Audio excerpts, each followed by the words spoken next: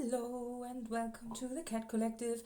I am Nina, I am the channel for this channel, and let's start. A short moment, didn't know which deck to use.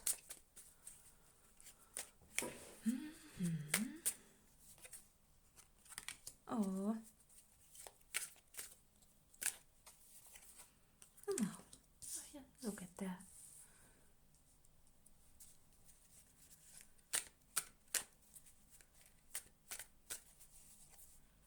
Oh, the lovers. Okay. Oh, wow. Oh, judgment.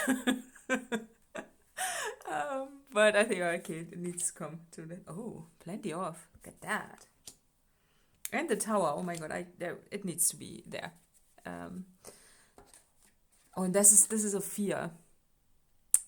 The fear of the empty bowl. Oh my god. Okay. No, have that in mind. Okay, have that in mind. And okay, the lovers. Oh, okay. So I think there's a lot of love energy here, isn't it? About the lovers. So I think, look, if you see that, it's like a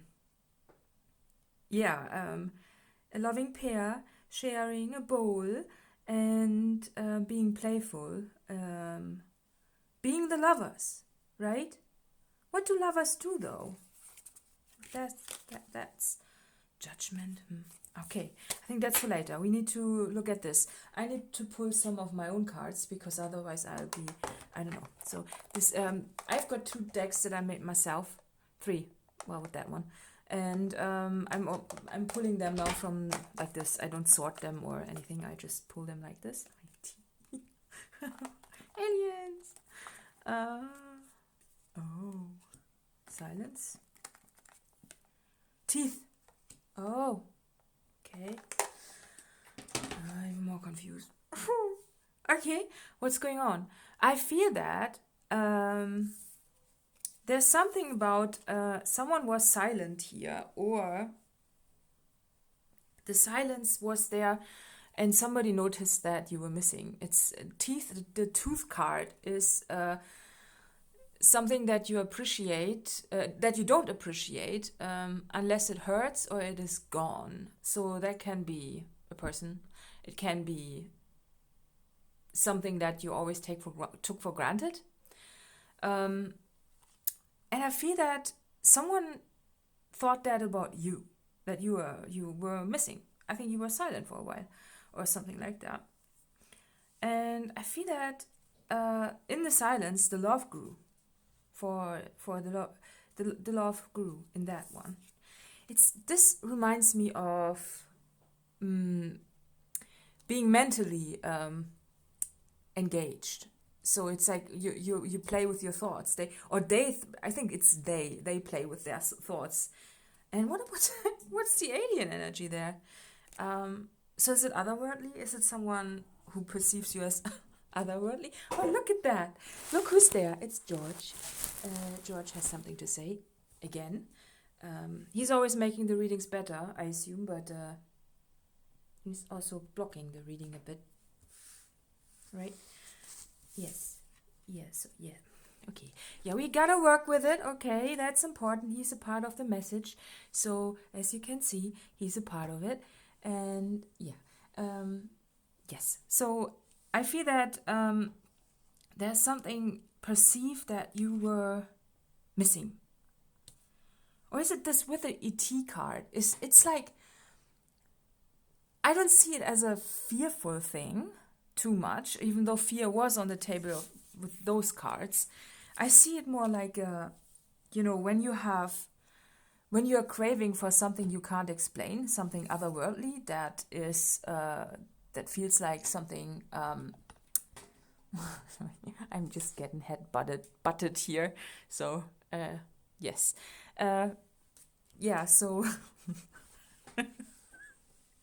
you're getting butted. There you go, and and someone is like, it's like you're magic, right? you're magical. So some silent thing has made something realize that you are of value, and that it was fun. In some, it's fun in form of playing a cute game, and even though also the thoughts are there, that nice thoughts. I think that's a nice. It could also be. It doesn't have to be personal. It could be a situation that you were missing yourself. Like you're missing fun. Are you holding back something from your life? Something that you like, an old hobby that you used to do or something? Well, what's that here though? I feel that's the fear. That's why I pulled it. It's like I feel that there's a fear that you are that you're offering. Maybe you are offering something and you have the fear that it will not pan out in a way, that you are not offering enough and therefore not receiving. It's like what you are bringing to the table might not be enough because those bowls are empty. So it feels to me that's a fear that you can't provide something. Oh, Meow. I'm just being, I'm being encouraged and cuddled right now. Okay, I feel very loved. Yes. And, so, look, I feel that there's an offering that you're bringing to the table that you thought that, I think there's some self-talk here. That was almost too much fun. Is that the case? Is it like you had fun, but you thought, no, I'm not allowed to have that, and therefore, empty, no, I'm not doing that, and then you are ending up in a situation where you are silencing yourself, your own, what you're doing, and then, but you still miss it. But it's just that you notice only when it's gone after a while. With ET. Maybe it's also some, when you are having fun, it feels like there's someone bigger than you coming in with a big stick with a toy and, playing with you a bit. It's like magic. Magic is something you can't explain. And yes. It's very difficult to make a reading with George on the table. But he's a part of it, okay? We gotta work with what we have, and I pulled cat cards, and we are the cat collective, so we gotta work with what we have. And the judgment is like your own judgment on the table here. So you are judging yourself in a bad way. It's like you are judging that what you are offering is not sacred in some ways. Maybe it's yourself, maybe it's your self-worth, something like that. It's nothing special or so, but that's turning around with a tower. Just because this is plenty, you have more than enough, and there's more than enough, and your offering is actually very valued. It's like water, it's the substance of life. And I feel that the tower is something that is perceived as scary here with the lightning. It's just that I feel in this case it's more that the realization was that you were scared. It could be that you had dreams about it, lightning, and in combination with the situation that you did have, that it was, and you judged it from, sometimes you can interpret dreams in a different way than they were meant to be, than they were meant. So it could be that you were dreaming something scary in that situation, but in reality, it was just reflecting your fear. And you were judging it that this situation itself, whatever you were doing, was not good, even though it was. It was just reflective of your thoughts. And I think some other dreams could be. So if you're writing down your dreams, and if you are coming to a different conclusion, you come to a different conclusion after life plays out a bit. Because I see, for example, if you dream, I think some other dreams can explain that too. For example, if you dream that you get promoted, and in reality you will get fired, what does this mean? Because your dream was clearly pointing you to a promotion, but in reality you were fired, so that feels off, doesn't it? It feels like your dreams are lying to you if you want to rely on them as a sort of predictive thing. But in reality, it was just reflecting your wishes more than what is actually happening. And I feel then, when you then look back and see, maybe you had a dream about your hobby or your whatever you are doing, your fun, dream about your fun, and it was, pointing towards that situation. It was, in that dream, it was this. It was, in actuality, just reflecting your fear. So it was more about your wishes than about any predictions. So, which is good. I think it's a good judgment to have, because it was meant to show you something about yourself. So you get to know yourself better, which then also will benefit you. It's like this reminds me of a water fast, when you are really raw and you just, cat, yeah. So, and you are very, you're stepping back and denying yourself something, something like your fun, and you go introspective and you are asking some questions because you don't understand much, and then you get the answers, and they are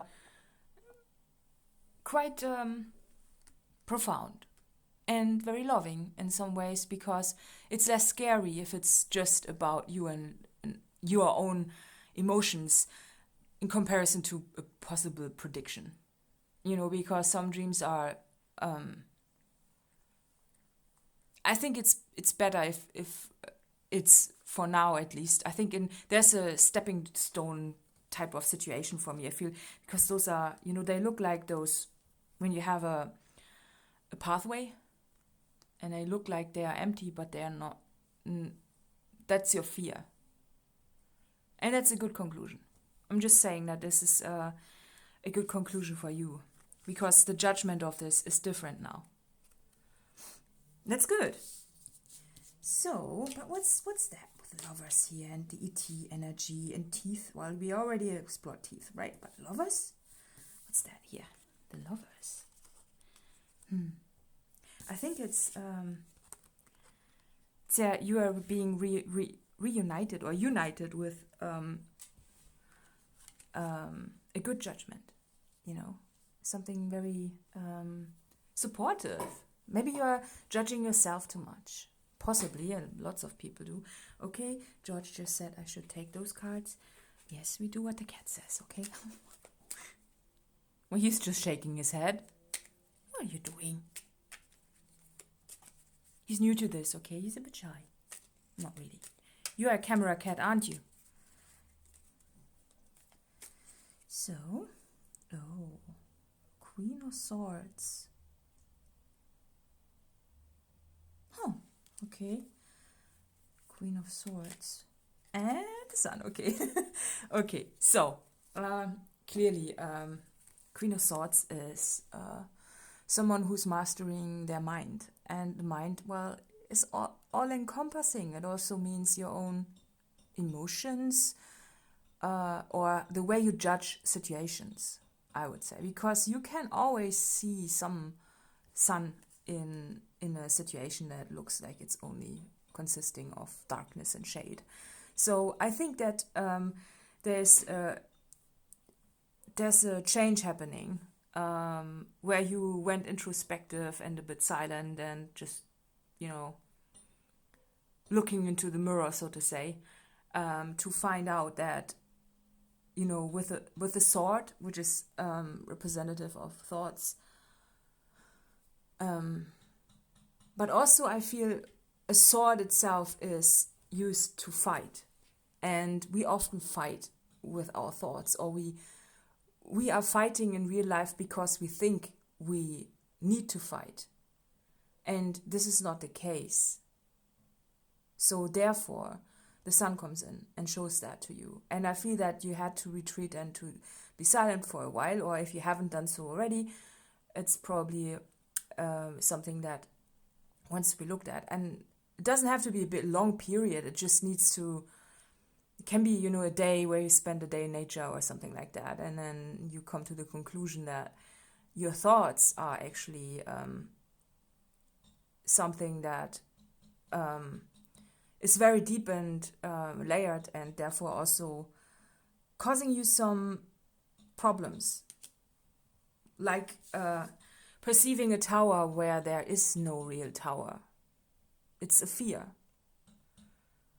And you fear that there's a tower, possibly also that there's not enough. But in reality, there is enough. There's plenty, And not just for you, but also for someone else. It's like, look, both of them are eating from the bowl. So there's a lot, actually. And the Lovers with the Sun, I love this card so much because it shows that you are supported. And I feel, look, if you look at this cat looks a bit sad almost. And I feel that this is the thoughts. That's why they came up together, because here this bird, it looks a bit like it's crying, and there are a lot of butterflies on the card, so that's transformation. And I feel that's a good thing, because by getting that right, you are also getting it, you are gaining some confidence, I feel. There's confidence that's required, because the Tower card is always, it's always so perceived, if you, let's say it like that, if you imagine something bad to happen, it's always worse than if something was to happen actually. Because in the moment you go through it, and you go through it with strength, and it doesn't mean that it's not the end of the world. Any tower, But most of all, it wants to show you also that there is so much love on the table here, with judgment and love and support, and that there doesn't need to be any fear, and there's something very otherworldly as well. So let's pull another one. Fascinated. Whoa. Okay. And calm, serene, and content. See? Oh, third one. Compassionate. Okay. See, yeah. I love this because if you look at those, fascinated, that's fascinating, because I feel those are orbs, or they're like something magical. There's something magical happening here, I feel. Magical energy. Those look like faces too.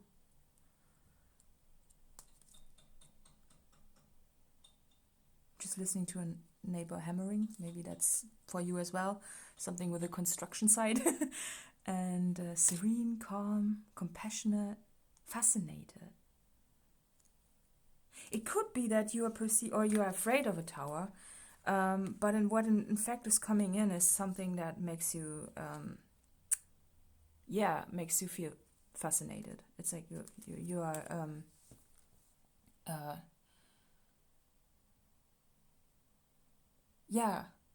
it's like something, if you look at the Egyptian symbolism here and the feather, And even the cat breed is, you know, even the cat breed is a designer cat. And yes, I feel that that you are fascinated about some depth that is within your creation, your connection, your play is what you perceive as fun has also a deeper meaning. It's not just blunt, plain fun. And you have maybe judged it in a way of, oh, it's just playing. It's nothing of value, maybe even. But it is, and that's the point that wants to be looked at here. That it is actually very valuable, and that it provides you with everything you need, plenty of actually.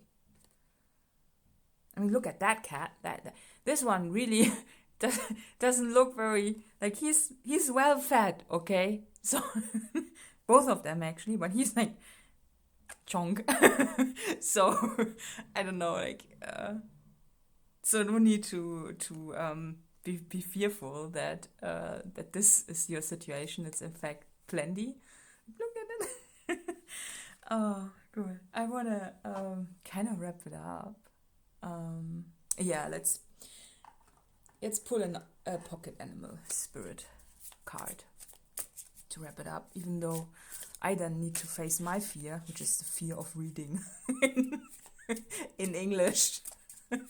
Makes me feel like a school child being judged for my ability to pronounce words. Oh, the beaver. Oh, very constructive. Oh, and the bat. I'm not reading the bat. Maybe it means something to you, but I'm not reading. I'm just reading the beaver. Let's find the beaver. Beaver, where are you? Beaver. There. Hard worker, loyal, tireless, family first. Oh. The beaver personality is a welcome sight. These good-natured and dependable creatures have infinite love and enthusiasm for family and express it by way of the earth element, providing a home, financial stability. Although a beaver doesn't usually initiate a project, once started, they'll work steadily for weeks, months, or years to see it through. The beaver card appears when the task at hand requires your long-term steady effort. It can also signify that it is time for some karma yoga, selfless service. When in balance, happy, meaningful work. When out of balance, feels useless, worn out. To bring into balance, physical labor, selfless service. Yeah, I feel that kind of wraps it up really well. I had the impression that it was about people, but then I quickly thought, it's more about work, right? And about something that you possibly don't work on because you think it's not, or maybe you thought it wasn't worthwhile, but it is. Should we go to the bed? Yeah, come on. Yeah, I know the bed. Without the bed, the reading is not complete. We need the bed. So, let's see. Mm-hmm. Bed. Okay. Bed. Darkness, letting go, death leading to rebirth. Okay. Before emerging, the bed waits for the sun to set and the moon to rise. In the darkness, it can see all that was invisible in the daylight hours. The bat is a master of the subtle senses, of the underlying forces that cause some things to prosper and others to fade. The bat card shows up to signify the ending of a chapter, the closing of a door. The bat comes swiftly, encouraging us to move on. In just a few hours, a new day dawns, no more lingering in the past. When in balance, accepts, adapts, and adjusts. When out of balance, refuses to let go, reminisces. Bring into balance, watch the sunrise. Oh yeah, it's. I feel that the darkness situation is the thoughts about your situation, that it's not worth a lot, or that fun can't be prosperous, or that fun can't be rewarded, or that this is too good to be true type of situation. And I think that's because of some past experiences. A lot of times we get curveballs, and we get discouraged because of past experiences that maybe even feel like a déjà vu because they are so similar. But that was the past. You only have the good situation without the bad. And the bad is not appearing here. It's about letting go of the fear. And inviting love in. Letting go of the judgment. And therefore, you are also seeing it from a different perspective, from a sacred perspective. And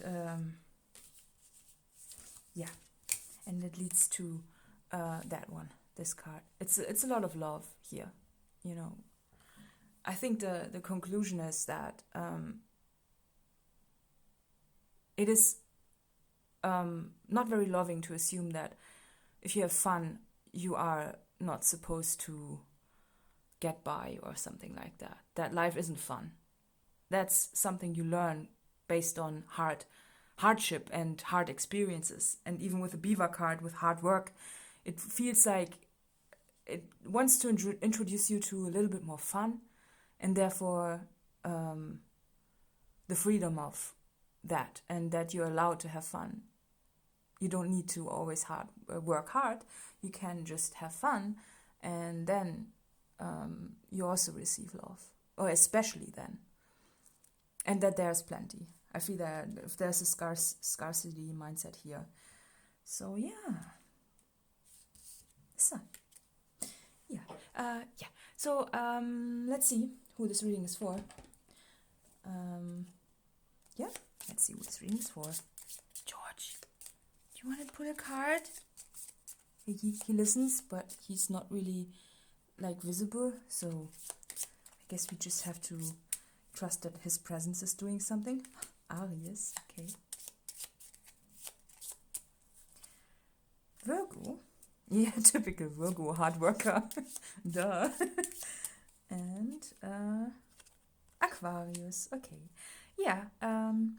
So additional info is in the letterbox below. And see you next time. Bye bye.